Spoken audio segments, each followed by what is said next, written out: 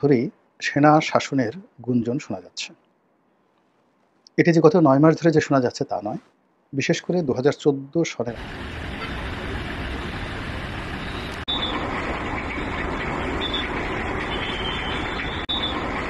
পারি নাই, আমরা এখন ক্ষমতা গ্রহণ করলাম, সবাই এখন চুপ থাকো। এবং সেনা শাসনকে আমাদের অনেক দেশের অনেক মানুষ হয়তো সেটাকে সমর্থন করে। তবে এটাই বাংলাদেশের ভাগ্যে ছিল যে সেনাবাহিনী শাসন করবে, সেনা শাসন আসবে, সেটাই সর্বশেষ এখন ঘোষণা আসতে যাচ্ছে। প্রিয় দর্শক শ্রোতা, খুবই গুরুত্বপূর্ণ আজকের এই ভিডিওটি। আশা করব পুরো ভিডিও জুড়ে আমাদের সাথেই থাকবেন। প্রধান উপদেষ্টা ডক্টর মোহাম্মদ ইউনূস এবং উপদেষ্টাদের নিয়ে দুপুরে একটা জরুরি বৈঠক হয়েছে, সেই ভিডিও কিন্তু ইতিমধ্যে দেখেছেন।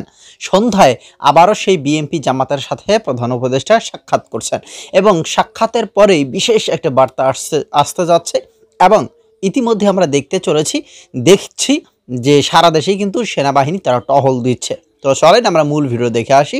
আশা করছি পুরো ভিডিও জুড়ে সাথেই থাকবেন। এটি যে গত ৯ মাস ধরে যে শোনা যাচ্ছে তা নয়। বিশেষ করে ২০১৪ সনের আগে,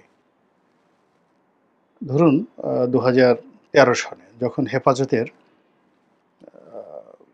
১২ সনে হেফাজতের যে শাপলা চত্বরে মহাসমাবেশ হলো, ঠিক সেই সময় থেকেই নানা রকম গুঞ্জন শোনা যাচ্ছে সেনা শাসনের পক্ষে এবং শেখ হাসিনার বিপক্ষে।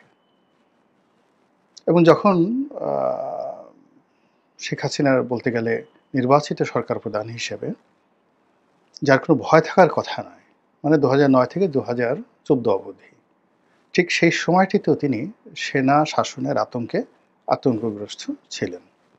কারণও আছে, তার পরিবার যেভাবে খুন হয়েছে এবং সেনাবাহিনী থেকে পদচ্যুত বিপদগামী যাদেরকে বলা হয়, অবসরপ্রাপ্ত কিছু সামরিক কর্তা, তার সঙ্গে কর্তব্যরত সেনা কর্মকর্তাদের একটা যোগসাজশে ৭৫-এর ১৫ই আগস্ট যে নির্মম হত্যাকাণ্ড ঘটেছে, এর ফলে শেখ হাসিনা ভয় পাবেন সেনাবাহিনীকে, এটাই স্বাভাবিক। তো ২০১৪ সনের পর তিনি মূলত ২৪ সন পর্যন্ত যেটা চেষ্টা করেছেন পুলিশকে শক্তিশালী করার জন্য, পুলিশের হাতে তিনি মরণাস্ত্র তুলে দিয়েছেন এবং সেনাবাহিনীর বিকল্প শক্তি হিসেবে পুলিশকে তিনি গড়ে তোলার চেষ্টা করেছেন। এর ফলে কি হলো, সেনাবাহিনীর একেবারে অধস্তন কর্মকর্তা থেকে শুরু করে শীর্ষ পর্যায়ের কর্মকর্তা, হাতে গোনা কিছু কর্মকর্তা যারা একেবারে ক্ষয়ের কাজ ছিলেন, শেখ হাসিনার জামানাতে যাদের আঙ্গুল ফুলে বটগাছ হয়ে গেছিল, তারা ছাড়া প্রায় সবাই অসন্তুষ্ট ছিলেন।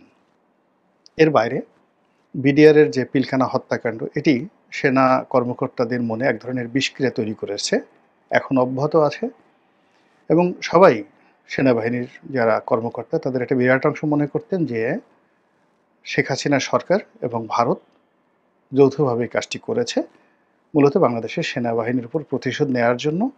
বিজিবির যেটা এখন রয়েছে, যেটা আগে বিডিআর ছিল, সেই বিডিআরকে ধ্বংস করার জন্য এবং সর্বোপরি ভারতের একটি করদ রাষ্ট্র হিসেবে বাংলাদেশকে গড়ে তোলার জন্য, সিকিম বানানোর জন্য, হায়দ্রাবাদ বানানোর জন্য একজন লেন্দুব দর্জি হিসেবে আওয়ামী লীগকে যেভাবে মানুষ দায়ী করছিল এবং যেভাবে সন্দেহের চোখে দেখছিল, এটা সত্য মিথ্যা এখন আমরা অনেকটা বুঝতে পারছি। তো সেক্ষেত্রে শেখ হাসিনার বিকল্প হিসেবে মানুষ সবসময় সেনা শাসনকে কল্পনা করত।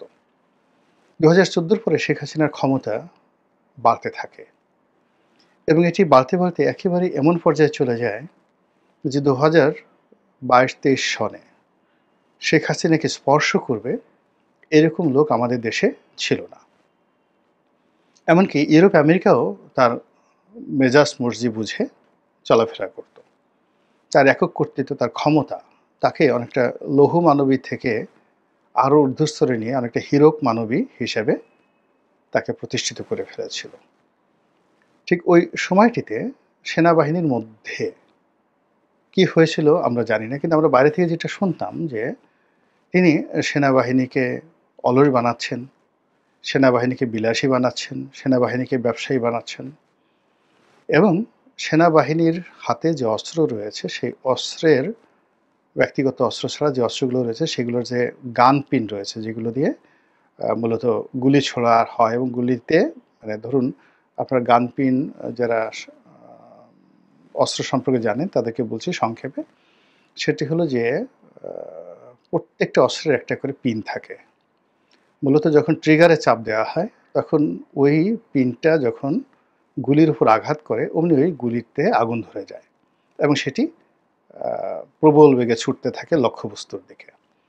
তো এই অস্ত্রের যে কোনো অস্ত্রের যদি সেই গান পিন খুলে নেওয়া হয় তাহলে ওটার আর কোনো কার্যকারিতা থাকে না। তো বাইরে যে গুজবটা ছড়িয়ে পড়েছিল যে সেনাবাহিনীর যত অস্ত্র রয়েছে সব অস্ত্রের যে গান পিন এটা শেখ হাসিনা খুলে নিয়েছে, এটা আমরা তখন বলতে পারিনি, কিন্তু এই কথাটা কিন্তু সব জায়গাতে ছড়িয়ে পড়েছিল। এবং সেনাবাহিনীকে 3 বেলা খাবার খাইয়ে, দামি দামি গাড়ি দিয়ে, তারপরে তাদেরকে লেফট রাইট কম করতে হবে, ইচ্ছা করে ছুটি নিয়ে বিদেশে যেতে পারবে, লোন পাবে, প্লট পাবে, এরপরে তারা যদি ইচ্ছা করে বেল্ট নাও পড়তে পারে, এরকম যে বিধান অপশন নাল করে দেওয়ার ফলে কি হলো, তাদের মধ্যে প্রফেশনালিজম বা দক্ষতা এটা অনেক কমে যায়। আর এরকম যখন একটা অবস্থা হয় তখন অনায়াসে বিদেশি দখলদার বাহিনী বা ভারত, এমনকি মায়ানমারের আর্মি, তারা যদি বাংলাদেশের সঙ্গে যুদ্ধ করতে চায় তাহলে আমাদের সেনাবাহিনীর ভয় পাওয়া ছাড়া আর কোনো কারণ থাকবে না। তো এরকম যখন একটা অবস্থা চলছে তখন সবাই আমরা ধরে নিয়েছি যে সেনাবাহিনী হয়তো বিদ্রোহ করবে। এটা সেনাবাহিনী মেনে নিতে পারে না। উর্দির একটা বিষয় থাকে, অস্ত্রের একটা বিষয় থাকে, ট্রেনিংয়ের একটা বিষয় থাকে।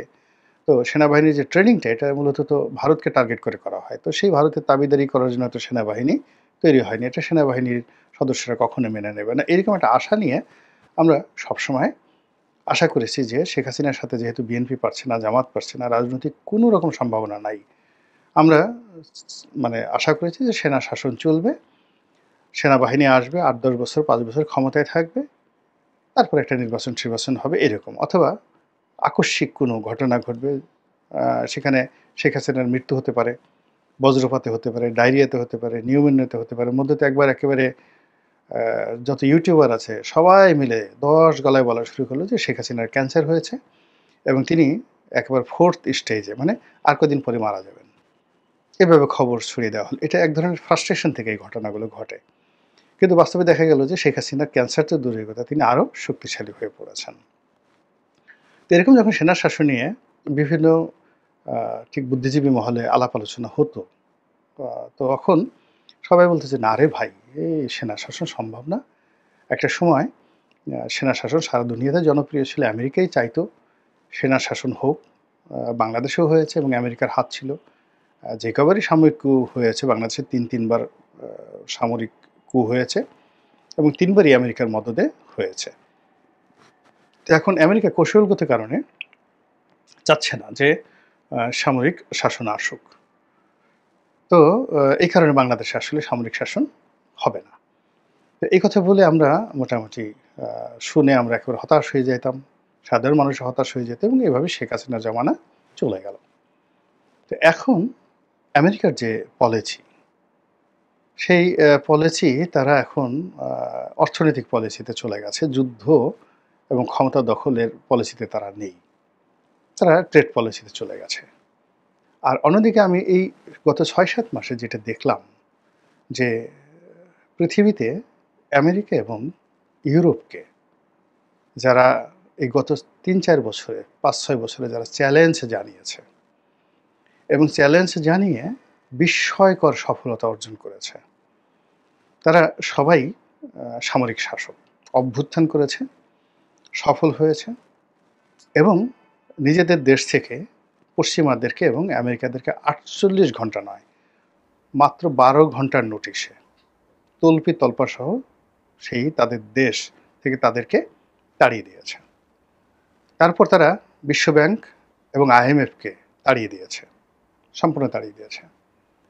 কোনো কোনো দেশ ফ্রান্সকে, যারা ফ্রান্সের কলোনি ছিল, আফ্রিকার বেশিরভাগ দেশ ফ্রান্সের কলোনি ছিল, তারা রীতিমতো ফ্রান্সকে অ্যাবান্ডন করে দিয়েছে এবং এত বড় ঝুঁকি নিয়েছে যেটা ইদানিং আমি পড়াশোনা করে একেবারে পাগল হয়ে গেছে যে হাউ ইট ইজ পসিবল। যেমন প্রেসিডেন্ট ইব্রাহিম বুরকিনা ফাসোর এই গত 2.5 বছর যাবত যিনি চালাচ্ছেন। তো তিনি যখন প্রথম এখানে পরপর দুটো কু হলো। ফার্স্ট কু হলো ফ্রান্সের যে তাবেদার সরকার তাকে উচ্ছেদ করার জন্য একজন লেফটেন্যান্ট কর্নেল শাসন করলেন, মানে কু ঘটালেন। কিন্তু তিনি আসলে এই এখন ইউনূস সরকারের মতো এরকম অনেকটা ব্যর্থ হলেন।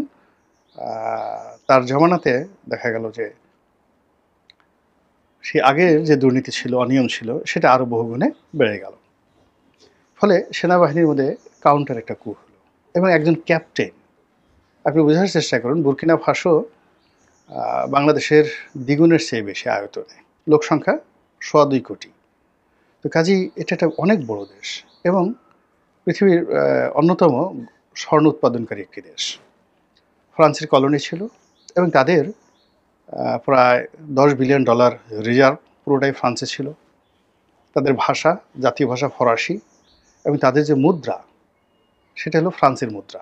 তাদের নিজস্ব কোনো ছাপানোর মুদ্রাও ছিল না। তো এই অবস্থায় যখন ইব্রাহিম সে ক্যাপ্টেন হয়ে সেই অভ্যুত্থান ঘটালো এবং নিজে প্রেসিডেন্ট হয়ে বসলো, তখন প্রথম যে কাজটি করা হলো সেটি হলো তার সমস্ত রিজার্ভগুলো আটকে দেওয়া হলো। যদি সেনাবাহিনীর হাতে চলে যায় তাহলেই মনে হচ্ছে যে এই দেশটা ভালো থাকবে, এটা অনেকেই মনে করছেন। সেনাবাহিনী কি বলছে? সেনাপ্রধান জেনারেল ওয়াকার তিনি কি বলছেন? তিনি কিন্তু মাঝে মধ্যেই যে কথাগুলো বলছেন সেগুলো অনেক নেতাকর্মীর কলিজায় গিয়ে লাগতেছে। ইতিমধ্যেই আমরা দেখেছি নাহিদ ইসলাম তিনি একটা বক্তব্য দিয়েছেন আজকে, যে সেনাবাহিনীর কাজ তাদের দেশ সার্বভৌমত্ব রক্ষা করার জন্য, তাদের কাজ তারা করবে, রাজনীতি নিয়ে তারা যেন কোনো কথা না বলে। এটা কাকে বলেছে? সেনাপ্রধান জেনারেল ওয়াকারকে বলেছে। কারণ জেনারেল ওয়াকার তিনি নিজে বলেছেন যে ডিসেম্বরের মধ্যে নির্বাচন হওয়া উচিত। এই কথাটাই কিন্তু লেগে গেছে এনসিপি নেতার। ভাই, নির্বাচন কে না চাচ্ছে? আমরাও চাচ্ছি যে দ্রুত একটা নির্বাচন হোক, হয়ে দেশটা একটা যে কোনো একটা সরকারের হাতে ক্ষমতাতে যাক। আপনারা তো এইভাবে সুবিধা এত নিতে পারেন না, প্রচুর তো সুবিধা নিচ্ছেন। আর কত? অন্তর্বর্তীকালীন সরকার তো আপনাদের ভাতের লোক, আপনারা খুব ভালো মতো সুবিধা নিচ্ছেন। তো সেনাপ্রধান জেনারেল ওয়াকার যখন এই কথা বলছে, খুব কি শরীরে লেগে গেছে? যাই হোক, ভালো থাকবেন এবং আপনাদের কোনো মতামত থাকলে সেটা কমেন্টে লিখবেন। আমাদের চ্যানেলে নতুন হয়ে থাকলে চ্যানেলে সাবস্ক্রাইব করে রাখবেন। ধন্যবাদ।